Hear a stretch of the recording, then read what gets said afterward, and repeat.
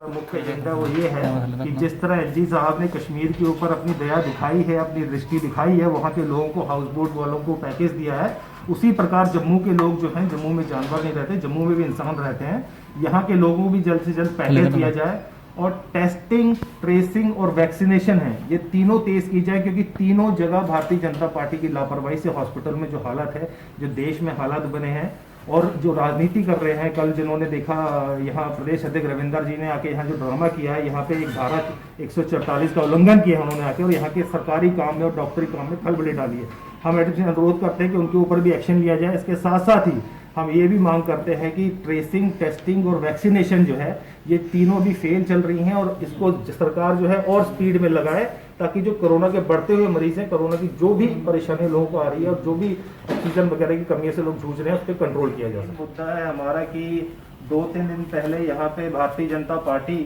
के कुछ सीनियर मंत्री और भारतीय जनता पार्टी के कुछ नेताओं द्वारा प्रेस वार्ता की गई और कोरोना का जो फैलने का कारण है उसे कांग्रेस की राजनीति बता रहे हैं। तो इस मामले में हम क्लियर कर देते हैं कि जो इलेक्शन और जो भी सरकार के फैसले थे जिस वजह से कोरोना फैला, तो पिछले 6-7 सालों से आपकी सरकार है और आपने ही कोरोना को हेल्थ इमरजेंसी जब कोरोना आया था बताने से मना कर दिया था। आप ही कोरोना के टाइम टैक्स वसूली करते रहे। आज देश में आपने चुनाव कराए जिसकी वजह से कोरोना का जो स्तर है वो आपके सामने है। जितनी मौतों का जिम्मेदार है, ये जो मौतें हैं इसके ऊपर बिल्कुल कोई कार्रवाई होनी चाहिए पूरी जो भी जिम्मेदार निकले, चाहे चुनाव आयोग निकले, चाहे भारतीय जनता पार्टी निकले या चाहे स्वयं नरेंद्र मोदी इसके जिम्मेवार निकले, तो कोर्ट को जरूरी कार्रवाई करते हुए बताना चाहिए इनको कि इन लोगों की वजह से ही कोरोना फैला है। कांग्रेस का हर एक कार्यकर्ता, चाहे वो वीवी श्रीनिवास हो, जिनका पूरी इंडियन मीडिया में देख रहे हो किस प्रकार लोगों के लिए काम कर रहे हैं, और उसी तरह कांग्रेस का हर एक जो सिपाही है वो जमीन में कोरोना की मदद के लिए तैयार खड़ा है। वो किसी ना किसी तरीके से यहाँ लोगों की मदद कर रहा है। लेकिन जो बीजेपी यहाँ पे राजनीति कर रही है, जिस तरह पिछले कल यहाँ पे जो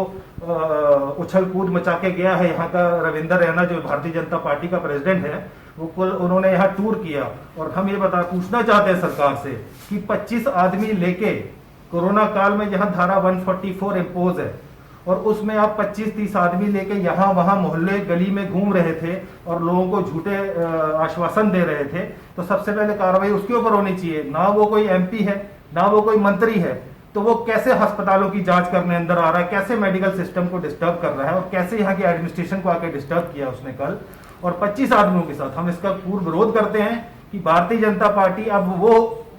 कोरोना उनके लिए एक छछूंदर की तरह है, जहां वो उगल सकते हैं ना वो निगल सकते हैं। सरकार और सिस्टम दोनों ही पूरी तरीके से फेल हो चुके हैं। और इसके साथ साथ हम जो एलजी साहब कश्मीरियों के लिए पैकेज डाला, उन्होंने हाउस बोट वालों के लिए पैकेज डाला और भी कश्मीरी कारीगरों के लिए उन्होंने पैकेज डाला है, वैसा ही पैकेज हमारे जम्मू को भी दे दो। जम्मू में भी लोग रहते हैं, जम्मू में जानवर तो रहते नहीं है, जम्मू में दिहाड़ी वाला तो